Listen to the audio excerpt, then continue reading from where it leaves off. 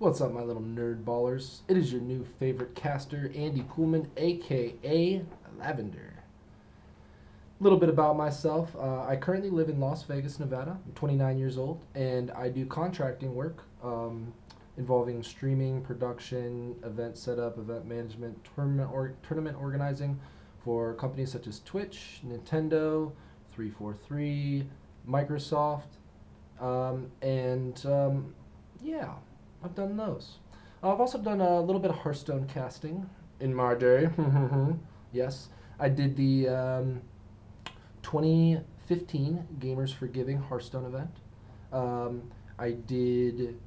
I also casted the final game between Amnesia SC and Allendang in the Road to BlizzCon Top 40 Americas qualifier, and I also did a 5K challenger for Europe and North America with Liquid Chef.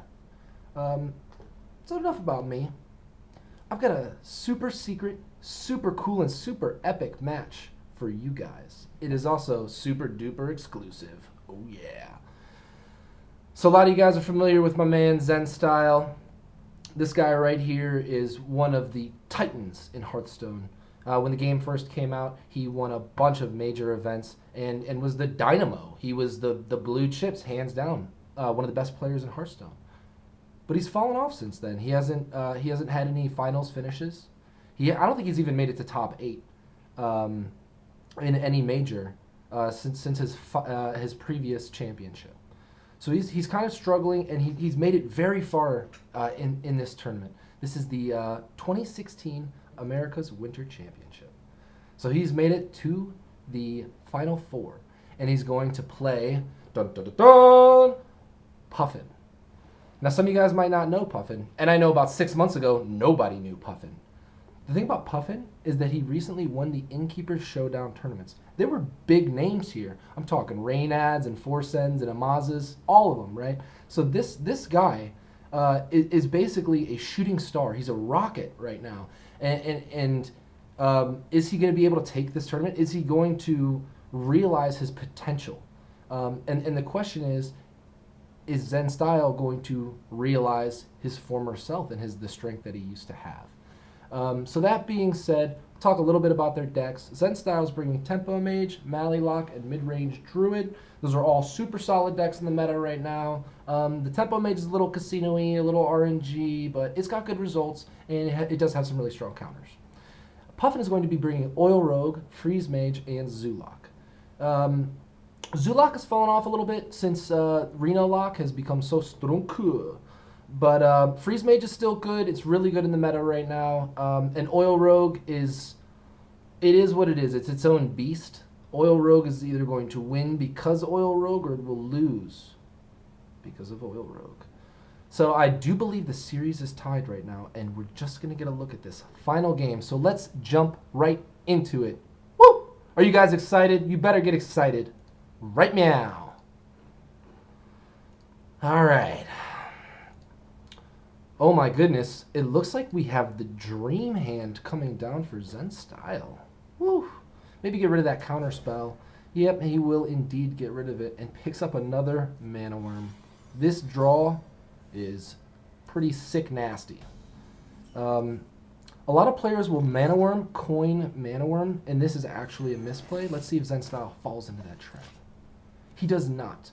Zen Style is he's a classic player. He's blue chips. His mechanics are super strong, and he's not going to get nervous and make a misplay. That's why he has been able to stay in this scene for so long, because he knows generally the best order in which to play. Now, Zen Style, being the genius that he is, knows that he can Mana Worm, coin, Sorcerer's Apprentice, and then Arcane Missiles. He develops 3 minions. He buffs both of his Mana Worms, pushes damage to the face. I mean, it's a win-win all day. But Zen Style doesn't like it. He's not going to go for it. And I think this might be a little bit of a misstep. Perhaps those mechanics are falling off a little bit, Zen Style. What say you? Preparation Eviscerate coming from Puffin. Going to be followed by the SI Agent to clear the Sorcerer's Apprentice. I really don't like the Preparation Eviscerate on the Mana Worm. I think it was really bad. And when you when you keep in mind that he's got Oil and Blade Flurry in his hand, why would you spend your spells to clear little, 2-drop minions? You're going to have a large board clear later with Blade Flurry, when your back's maybe a little more to the wall. So, this is a big match right now. Both of the players, the winner advances to the grand finals of the 2016 America's Winter Championship. This is a big deal right now. You guys need to get hyped. You need to get on social medias and do your social media things. I want to see you tweeting. I want to see you liking and doing all of those wonderful social media interactions. Woo! Looks like Puffin is thinking about throwing down a blind Oil. I don't like it. It looks like he's really heavily considered. Nothing else is very good here. He can afford to take 3 more damage, though. His health is at 27. He can just swing face and re-weapon and pass turn. Next turn, Azure Drake. Get ready for the Blade Flurry later. Puffin's feeling a little stressed. He feels like his back's against the wall, and this RNG Mage, he doesn't want to give it a chance to develop anything on the board. He says, I know you've got multiple fireballs in hand, and if you push damage to my face, you will destroy me.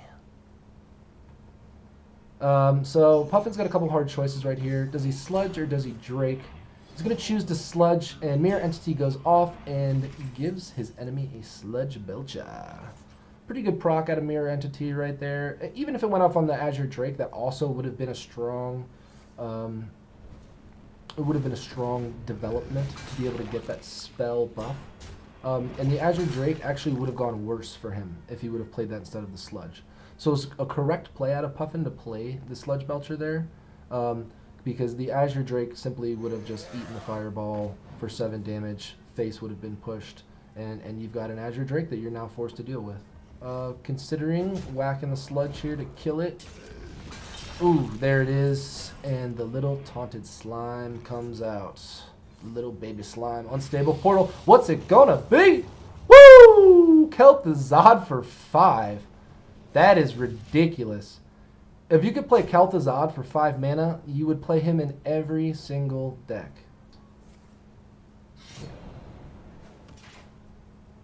Lotheb.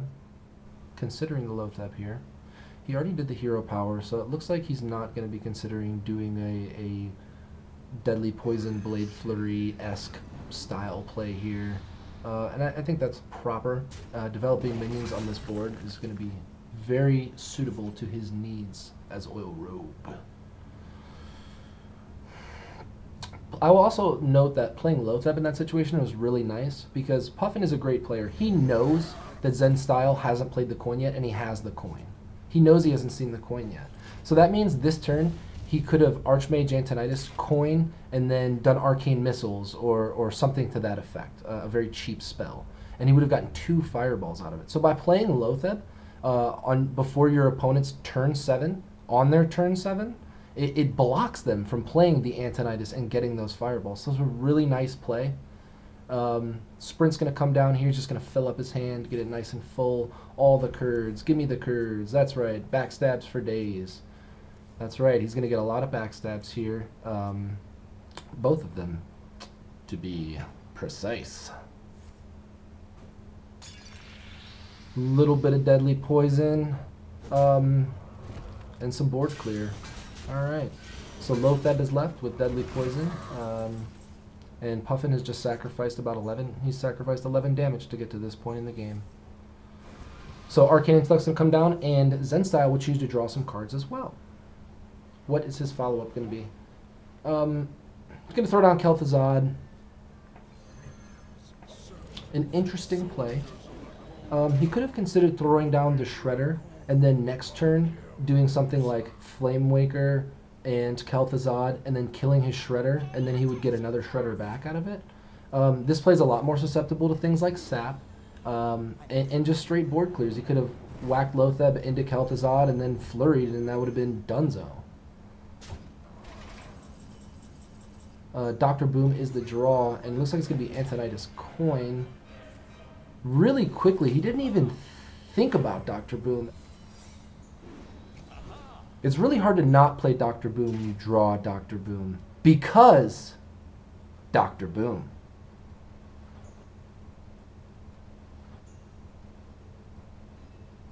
Puffin is now taking his time, considering, thinking, what's it going to be?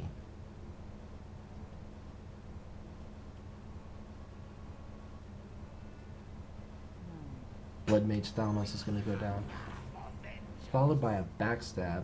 So Blood Mage Thalmos went down to check for Mirror Entity. It was not Mirror Entity, so he figured it must be Counterspell. Check with a backstab. He does indeed. The second backstab is going to be able to go off for 3 damage. This is really, really nice play out of Puffin. He's playing very intelligent. He's playing around the secrets. He's testing them before making any decision, and his follow-up will be Blade Flurry. He'll get 4 damage off on the Antonidas and onto Medivh, and he will get to push face with his minions. He's going to re-dagger, a little bit of face, followed up by the Eviscerate. Going ham burgers. Ladies and gentlemen, Puffin is all in, it looks like, at this point. He's just got Dr. Boom and a Blade Flurry to fall back on. What can Zen Style do to survive?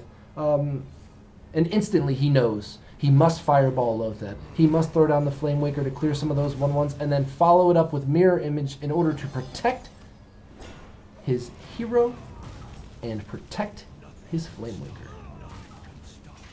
He seems pretty proud of himself, emoting a couple times there. No love lost between these two guys. Dr. Boom is probably going to come down. Could it be? Ladies and gentlemen, Dr. Boom, there he is in all his glory. 7 mana, 7/7, 2/1/1 boom bots that upon their death deal 1 to 4 damage to a random enemy. Very, very strong card. Prep is going to be the follow-up, followed by a Blade Flurry. It looks like Puffin is really, really fully all in, committed at this point. He's going to Blade Flurry only for 1 damage just to push through the 0/1 taunts and get an extra 3 damage onto his opponent's face. But instead, he will clear the Flame Waker and let his opponent sit at 5. It's a smarter play, safer play. Ethereal Conjure. He's going to need a good spell to save him. Kona Cold's not going to do it, and neither is Fireball or Echo of Medivh.